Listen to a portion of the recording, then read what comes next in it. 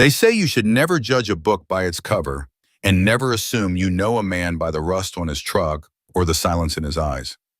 Some of the greatest heroes walk among us quietly, carrying stories carved deep into their bones, stories they'll never tell unless the world forces them to. This is the story of a forgotten soldier, a man who once led missions through jungles, deserts, and storms. And yet, when time slowed down, he chose to live simply, helping neighbors, fixing broken steps, and expecting nothing in return. But one ordinary morning, a simple traffic stop changed everything. What began as disrespect became a lesson for an entire town. A reminder to us all, respect should always come before regret. If you believe true honor never rusts and that every veteran deserves respect, follow this channel, leave a like, and share your thoughts in the comments. Your voice can help keep stories like this alive for the next generation.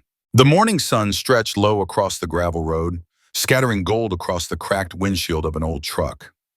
Inside, Thomas Redden sat steady behind the wheel, his calloused hands resting lightly on the steering wheel, as though the vehicle were an extension of his own body. At 83, time had taught him patience. He no longer hurried, not because age demanded it, but because he had already lived through too many days that passed in a blur of gunfire, commands, and silence filled with loss. These quiet hours now belonged to him, and he filled them with the work of fixing what was broken. That morning, the bed of his truck carried a small but meaningful cargo, treated lumber, nails, and hinges. A widow down the road had a porch step that threatened to give way with each step she took. Thomas had promised her he would repair it before the rain came. No charge, no fuss, just a promise. The clerk at the hardware store had offered to help him load the wood, but Thomas shook his head. His hands had built this truck decades ago, back when steel was thick and bolts were tightened with sweat, not computers. He trusted no one else to understand the weight of its frame or the stubborn engine that coughed to life every morning. The truck itself told its own story.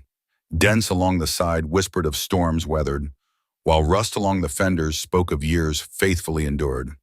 The tags had long since rusted clean, unreadable by anyone but memory. Yet it moved forward every time, because Thomas understood each part like he understood his own heartbeat. The radio had stopped working years ago, but he didn't need songs to fill the air. He needed movement, quiet roads, and space to think. On his left shoulder, stitched into the faded fabric of a jacket that had seen deserts, jungles, and frozen mountains, rested the airborne patch of his old division. Time had dulled the colors, but it remained a symbol etched deeper than ink or thread. Most who saw it never paused long enough to notice, and Thomas never drew attention to it. The world around him moved fast, too fast. Faces glanced and judged in seconds. He preferred it that way. Men like him did not beg for applause. They lived to serve quietly, to build, to repair, to protect. The gravel road home stretched ahead, and Thomas turned down it, the truck creaking under the load. The wood shifted in the back, knocking softly with each bump. Then the sunlight caught his windshield just so, and in that sudden glare, the flicker of red and blue lights bloomed in his rearview mirror. Thomas did not curse. He did not sigh. He eased the truck to the side of the road, shifted into park, and placed both hands firmly on the steering wheel. Discipline was second nature. This was not the first time he had been overlooked, judged only by age and appearances. Perhaps, he thought, it would be the last time someone mistook him for nothing. The squad car door opened with too much force, slamming against the summer air. Out stepped a young officer, his stride sharp and restless, the kind of confidence that came from fresh academy training and a badge too new to be tempered by humility. Behind him followed his partner, slower but carrying the same edge. They approached like hunters, not guardians. The rookie reached the driver's side and rapped twice against the window with his knuckle. "Roll it down, sir." Thomas lowered the window slowly, the motor groaning louder than the engine had moments earlier. He looked straight ahead, steady, silent. The officer leaned forward, scanning the interior with a smirk. No plates, no tags, this thing even insured? Thomas did not answer immediately. He reached into the glove compartment, pulled out a worn envelope, the edges frayed, the seal faded from time. Without a word, he handed it over. The rookie tore it open and let out a scoff. Historical vehicle registration? Expired 3 years ago? The partner moved closer, eyeing the lumber in the truck bed. What's all this? You planning to build something or tear something down? Thomas's voice came gravelly, quiet but firm, replacing a broken step for Mrs. Balkins. The two officers exchanged a glance. One chuckled. Cute. You got ID, sir? Thomas reached into his coat pocket and pulled out an old leather wallet. Inside, his driver's license rested alongside a weathered Army identification card and a faded photograph of men in uniform, their outlines barely visible after years of being carried next to his heart. The rookie plucked the photo out, squinting. What's this? Your poker group? Thomas turned his eyes toward him, but said nothing. All right, out of the vehicle. Hands where I can see them. There was no resistance. Thomas shifted the truck into neutral, opened the door, and stepped onto the gravel shoulder. His boots landed softly, the sound quiet but deliberate. You carrying anything sharp, sir? Only thing sharp left is my mind, Thomas muttered. They patted him down. Nothing. Still, one motioned him toward the curb. Sit down, we'll sort this out.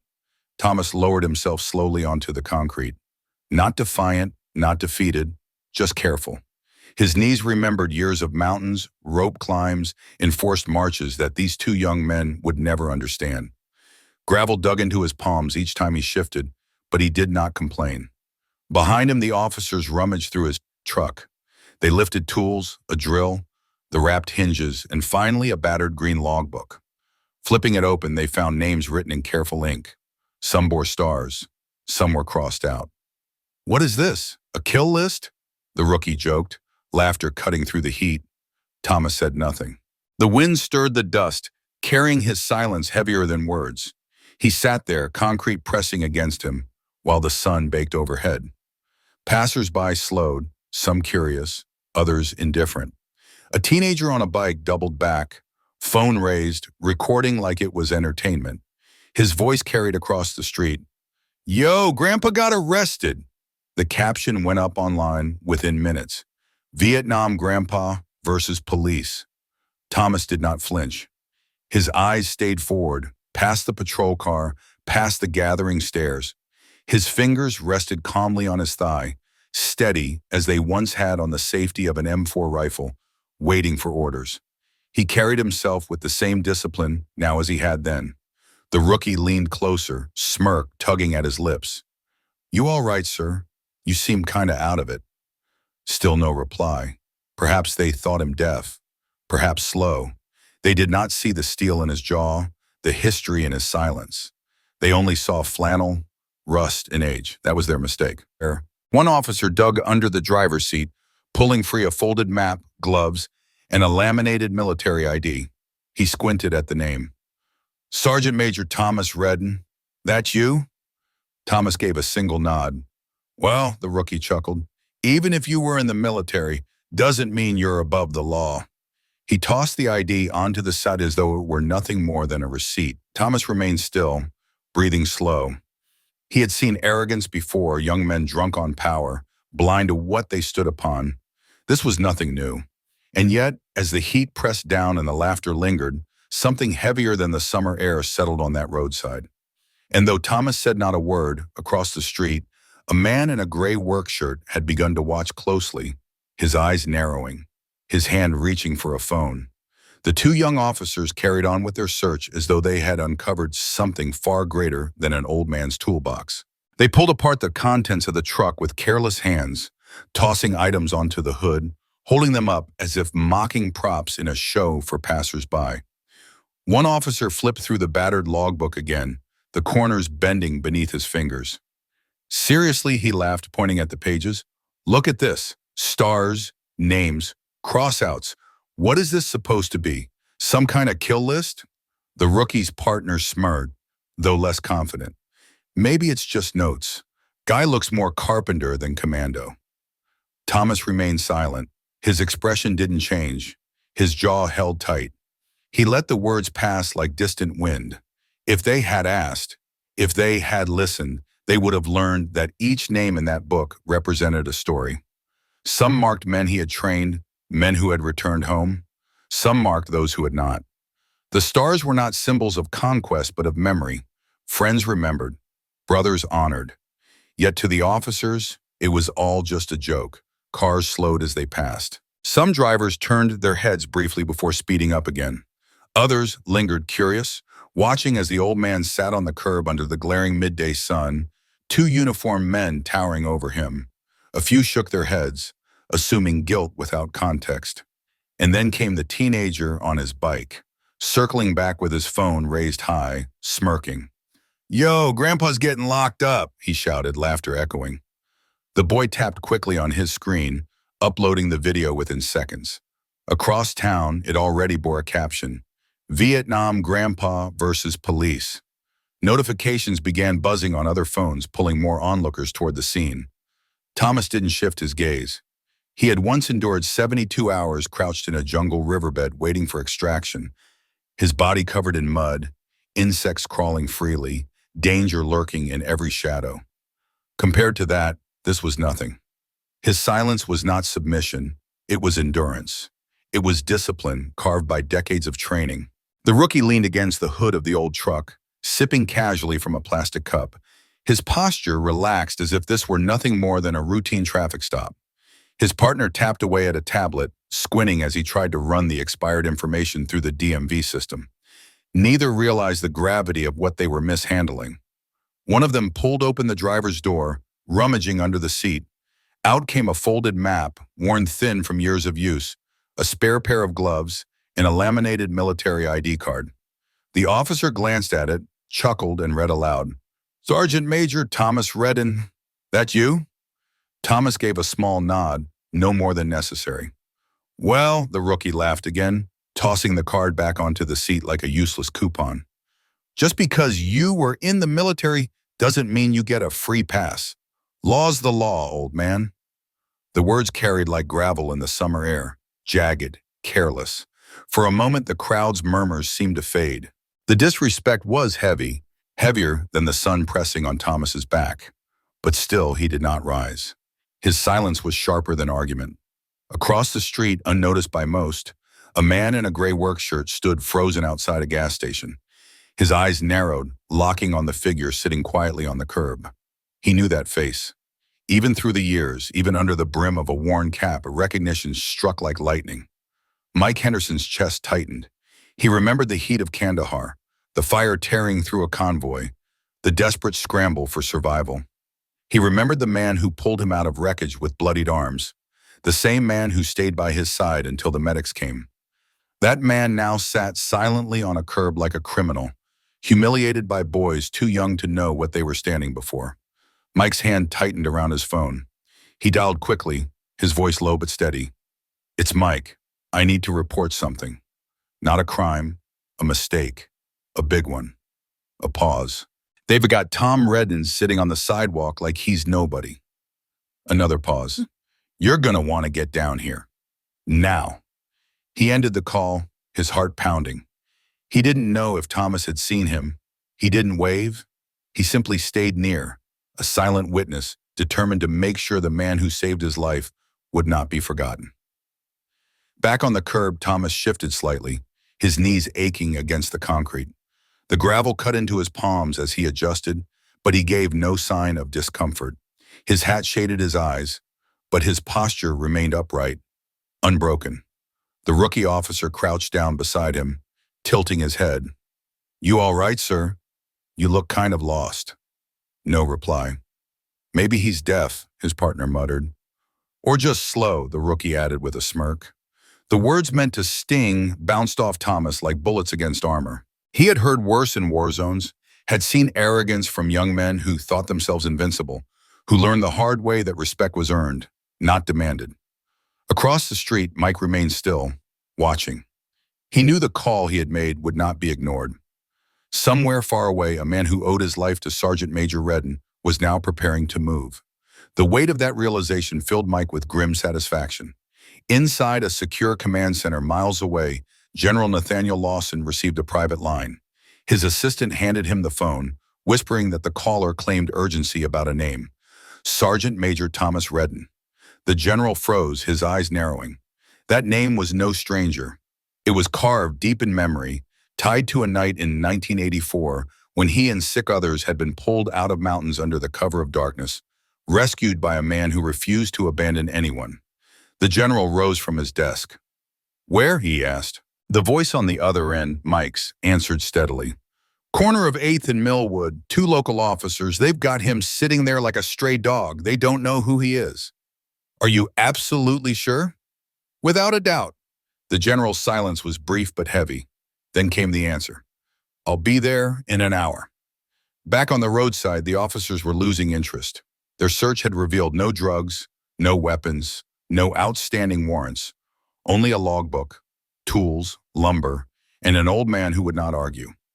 The rookie tapped at his tablet again, muttering, "Still says not registered. Write him up for it." "3 citations?" his partner asked. "Yeah, let him fight it in court." They returned to Thomas with clipboards in hand, as though issuing parking tickets. The rookie crouched, thrusting the papers forward. Expired registration, unsafe vehicle condition, missing plates. Thomas looked up, face unreadable. He did not reach for the papers. He did not blink. The rookie muttered under his breath, "Bet he still thinks he's some kind of war hero." Thomas didn't move. Inside his mind, though, he remembered. He remembered the mud of Panama, the bitter cold of Bosnia, the aching climb of ropes with 50 pounds strapped to his back. He remembered what true disrespect looked like. Fallen brothers dishonored by enemies. Promises broken. Compared to that, this scene was nothing more than noise. Across the street, Mike checked his watch. The countdown had begun. He knew exactly who was coming. He knew the sound that would soon roll across the pavement. And when it arrived, the entire street, officers, onlookers, and even the mocking teenager with the phone, would see what respect truly looked like. The summer heat hung heavy, the silence stretching. The rookie leaned back, scrolling casually on his phone, oblivious. His partner sat in the cruiser, AC humming, radio murmuring routine updates. Not a single word mentioned the man they detained. But time was closing in. Mike's watch ticked closer. He didn't speak. He didn't move. He only waited. And Thomas, seated calmly on the curb, waited too. He had waited before, sometimes hours, sometimes days. Patience was no stranger to him. If this was humiliation, he bore it like he bore everything else, with quiet, unshaken dignity. The clock was running down. Mike's eyes lifted toward the street corner. Any minute now the sound would come. Heavy tires, deliberate presence, and with it, everything on that street would change. The minutes crawled by with a weight that seemed to press against the air itself. The rookie officer leaned lazily against the hood of the old truck, legs crossed at the ankle, scrolling on his phone as though the man on the curb were nothing more than another minor stop on his list. His partner sat inside the cruiser, AC blasting, radio murmuring dull reports of traffic congestion and petty incidents around town. Thomas Redden remained seated, his posture straight despite the ache that simmered in his knees. His hat shadowed his eyes, but not his dignity. He could wait. He had waited longer in places that smelled of fear, not asphalt. He had once crouched in icy mud for 72 hours, watching an enemy pass by inches away, heart beating steady but unflinching. Compared to that, this was nothing. Across the street, Mike Henderson stood firm, watching his watch, heart thumping louder with each passing second. He knew who was on the way. He knew that when the arrival came, it would not be quiet, not because of noise, but because of presence, the kind that changed everything without a word. 51 minutes had passed since he made the call. 9 more to go. The sun hung merciless above, burning the road into waves of heat. The crowd of bystanders had grown. Some whispered among themselves, others filmed openly, their phones pointed like arrows at the scene. The mocking teenager had stopped laughing, though he still held his phone high, waiting for something interesting enough to post. Thomas breathed evenly. He had no interest in the crowd, no concern for the cameras. His silence was not for show. It was the silence of a man who had learned that patience was often deadlier than rage. And then, minute 59 arrived. The sound rolled in first. Not a siren, not the frantic wail of emergency. Instead, a low thunder, tires heavy and deliberate against the pavement. It came from around the corner, precise, steady, unstoppable. The crowd turned, eyes narrowing against the glare. searching for the source. A black SUV appeared, matte finish, windows tinted so dark they reflected nothing but the midday sun. Its movement was smooth, confident, carrying the weight of authority without needing to declare it. The vehicle made no signal as it turned sharply onto the street, gliding to a stop directly behind the patrol car. The rookie officer straightened from the hood, brows furrowed. "What's that, FBI?" His partner emerged from the cruiser, standing taller, his hand adjusting the brim of his cap nervously. "Could be. Maybe some kind of Fed transfer." The crowd's murmurs swelled. Phones lifted higher. The air thickened with curiosity and tension. The back passenger door of the SUV opened. From the shadowed interior stepped General Nathaniel Lawson. His presence was immediate, undeniable. Dressed in full four-star uniform, chest heavy with decorations that caught the sun, hat tucked firmly beneath one arm,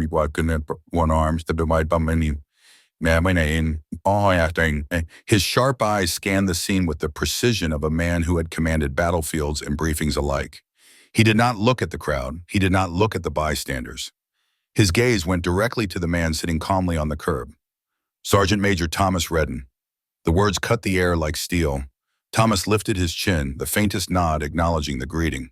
His spine remained straight, his hands resting steady on his thighs. He did not rise. He did not need to.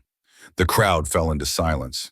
Even the children sensed the shift, their chatter dying down into awe. Phones stopped mid-scroll, some filmed, others simply watched, frozen by the weight of the moment.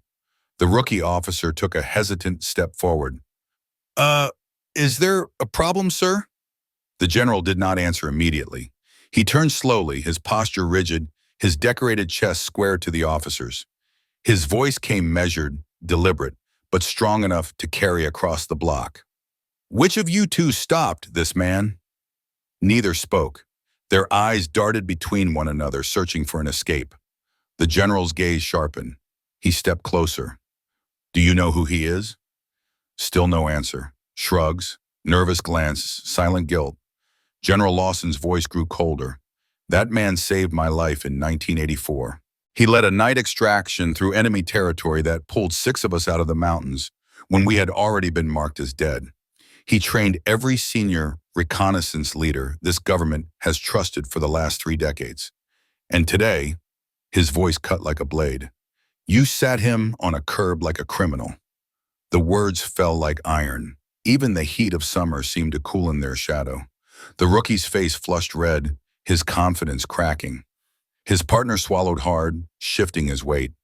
The general wasn't finished. He turned toward the crowd, his voice carrying effortlessly.